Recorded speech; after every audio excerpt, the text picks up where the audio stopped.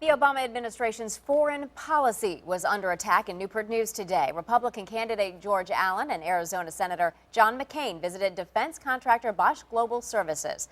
10 on your side's Andy Fox reports Senator McCain minced no words in what he thinks is wrong with defense strategy in America. Andy, what do you say? If we've learned anything about John McCain, he does not mince words. Senator McCain had plenty to say about President Obama's visit yesterday to Virginia Beach. He said jobs and the economy are important, but so is national security. 4 years ago, I said I'd end the war in Iraq, and we did. On Thursday, President Obama touts his record on defense. I said we'd wind down the war in Afghanistan in a responsible way, and we are. Today, not buying that, is U.S. Senator John McCain, who says the Obama administration has a weak foreign policy record. We are failing in Afghanistan because we keep telling the enemy we're leaving. We keep telling the enemy we're withdrawing. Did you ever hear the President of the United States say, we are going to succeed with this certain strategy? No. All he ever talks about is withdrawing. Al-Qaeda's on the path to defeat. Bin Laden is dead. McCain faults the Obama administration for misreading the Al-Qaeda-backed attack that killed embassy workers in Libya. We have sacrificed a lot of American blood and treasure because the president doesn't know the meaning of the word victory. And that should be an issue in this campaign. But we still face serious threats, as we saw just a couple weeks ago with the tragic death of our ambassador and 3 of his colleagues.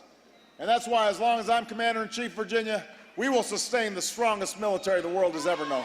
McCain does not agree with that, and neither does Republican Senate candidate George Allen, who accused the president of playing games with the military. And I just think it is so wrong to be playing these political games where we're risking the safety of the men and women. Allen's referring to the president's political quid pro quo told to 10 on your side. What we've said is if you were willing, Republicans, to ask the wealthy to pay a little bit more, then we don't have to worry about these draconian defense cuts. It is just outrageous. And so it's very clear the president would rather have a campaign issue attacking us for a, quote, tax break for the rich than actually preventing what will be devastating to our national security.